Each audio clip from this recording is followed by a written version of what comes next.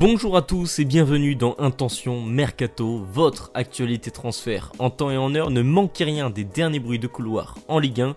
Aujourd'hui, vendredi 24 janvier 2025, on ouvre cet épisode à Lens qui s'active pour dénicher son nouvel ailier droit.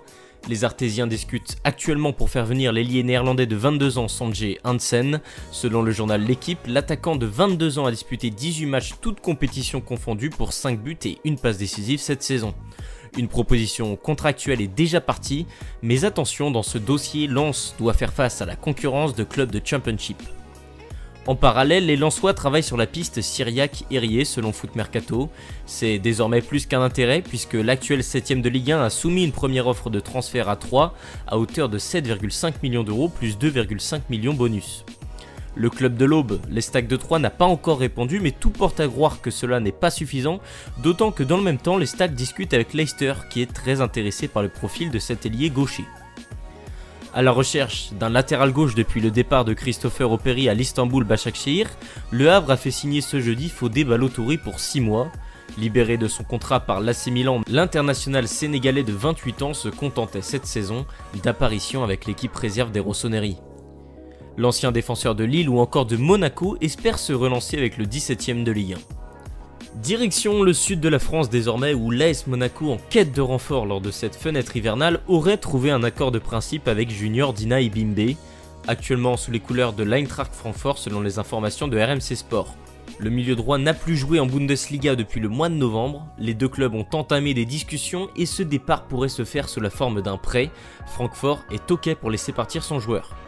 Autre piste étudiée par l'ASM, celle menant à l'ancien parisien Jorginho Wijnaldum.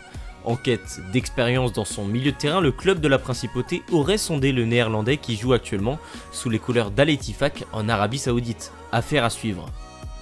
Bluco, propriétaire de Chelsea et de Strasbourg, s'intéresse de très près au profil du jeune milieu stéphanois Mathis Amougou selon l'équipe.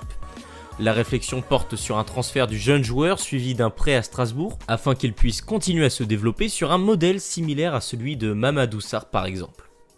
Le club alsacien qui devrait prêter pour 6 mois Seydou Sow à Nantes, les deux clubs se sont entendus sur un prêt payant sans option d'achat pour le défenseur central guinéen.